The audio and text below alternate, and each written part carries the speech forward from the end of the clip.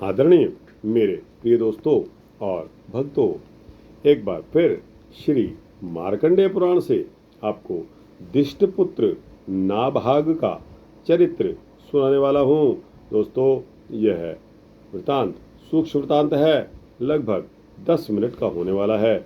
आपसे विनती है कि बने रहिए इस वृतांत के अंत तक। मेरे साथ आपको दिष्टपुत्र नाभाग का चरित्र समझ में आ जाएगा। तो दोस्तों, इस वृतांत को शुरू करने की इजाज़त दीजिए। दोस्तों और भक्तों, श्री मार्कंडेय जी कहते हैं कि इक्ष्वाकु नभग रिष्ट नरिष्यंत नाभाग पृषंध्र और धृष्ट ये वैवस्वत मनु के पुत्र थे, जो पृथक पृथक राज्य के पालक हुए हैं। इन सब की कीर्ति बहुत दूर तक फैली हुई थी और वे सभी शास्त्र विद्या और शस्त्र विद्या में भी पारंगत थे। विद्वानों में श्रेष्ठ मनु ने एक श्रेष्ठ पुत्र को प्राप्त करने की इच्छा से मित्रावरण नामक यज्ञ किया। उसमें होता के दोष से विपरीत आहुति पड़ने के कारण पुत्र न होकर इला नाम की सुंदर कन्या उत्पन्न हुई। कन्या उत्पन्न हुई देखकर मनु ने मित्र और वरुण का स्तवन किया तथा इस प्रकार कहा कि हे देववरो, मैंने इस उद्देश्य से यज्ञ किया था कि आप दोनों की कृपा से एक विशिष्ट पुत्र की प्राप्ति होगी, किंतु यज्ञ संपन्न होने पर कन्या का जन्म हुआ। यदि आप दोनों प्रसन्न हैं और मुझे वर देना चाहते हैं तो मेरी यह कन्या ही आप दोनों के प्रसाद से अत्यंत गुणवान पुत्र बन जाए। उन दोनों देवताओं ने तथास्तु कह दिया, जिससे वही कन्या इला तत्काल ही सुद्युम्न नामक पुत्र के रूप में परिवर्तित हो गई। मनु कुमार सुद्युम्न एक दिन वन में शिकार खेल रहे थे। वहां महादेव जी के कोप से उन्हें पुनः स्त्री रूप में हो जाना पड़ा। उस समय चंद्रमा के पुत्र बुध ने इला के गर्भ से पुरुरवा नामक चक्रवर्ती पुत्र उत्पन्न किया। पुत्र हो जाने के पश्चात राजा सुधुम्न ने अश्वमेध नामक महान यज्ञ करके पुनः पुरुष रूप प्राप्त कर लिया। सुधुम्न के 3 पुत्र हुए, जो उत्कल, विनय और गय के नाम से प्रसिद्ध थे। उन्होंने धर्म में मन लगाकर इस पृथ्वी का पालन किया। राजा सुद्युम्न जब स्त्री के रूप में थे, तब उनके गर्भ से पुरुरवा का जन्म हुआ। पुरुरवा बुद्ध के पुत्र थे, इसलिए उन्हें सुद्युम्न के राज्य का भाग नहीं मिला। तदनंतर वशिष्ठ जी के कहने से पुरुरवा को प्रतिष्ठान नामक उत्तम नगर दे दिया गया। दिष्ट नाम के एक राजा थे, जिनके पुत्र का नाम नाभाग था। यौवन के आरंभ में ही उनकी दृष्टि एक वैश्य कन्या पर पड़ी, जो बहुत ही सुंदर थी। उसको देखते ही नाभाग का मन काम के अधीन हो गया। उसने उसके पिता के पास जाकर वह कन्या मांगी। वैश्य ने देखा राजकुमार का मन अपने वश में नहीं है, ये काम के अधीन हो चुके हैं।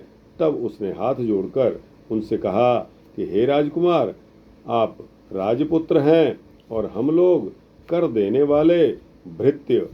मैं आपके बराबर नहीं हूँ, फिर आप हमारे साथ वैवाहिक संबंध कैसे करना चाहते हैं? राजकुमार ने कहा, काम और मोह आदि ने मानव शरीर की समानता सिद्ध कर दी है। मुझे तुम्हारी कन्या पसंद है, अतः उसे मुझे दे दो, अन्यथा मेरा यह शरीर जीवित नहीं रह सकता। वैश्य ने कहा कि हम और आप दोनों ही राजा के अधीन हैं। पहले आप अपने पिताजी से आज्ञा ले लीजिए, फिर मैं कन्या दूंगा और आप ग्रहण कर लेना। राजकुमार ने कहा गुरुजनों के अधीन रहने वाले पुत्रों को उचित है कि वे अपने कार्यों में गुरुजनों से पूछें, किंतु ऐसे कार्यों में पूछना ठीक नहीं। ऐसी बातें तो उनके सामने मुख से निकालना भी कठिन है। कहाँ काम चर्चा और कहाँ गुरुजनों को सुनाना, ये दोनों परस्पर एक दूसरे के विरुद्ध हैं। हाँ, अन्य कार्यों के लिए उनसे पूछने में कोई हर्ज वाली बात नहीं है। तब वैश्य ने कहा कि ठीक है, आप अपने पिताजी से ना पूछें, आपके लिए यह काम चर्चा हो सकती है, किंतु मेरे लिए यह काम चर्चा नहीं है, अतः मैं ही पूछूंगा। वैश्य के इस प्रकार कहने पर राजकुमार चुप हो गए। तब उसने राजकुमार का जो विचार था वह सब का सब उसके पिता से कह सुनाया। तब राजकुमार के पिता ने ऋचिक आदि श्रेष्ठ ब्राह्मणों तथा राजकुमार को भी महल में बुलाकर मुनियों से सारा वृतांत निवेदन किया और कहा कि इस विषय में जो कर्तव्य हो उसके लिए आप लोग हमें आज्ञा दें।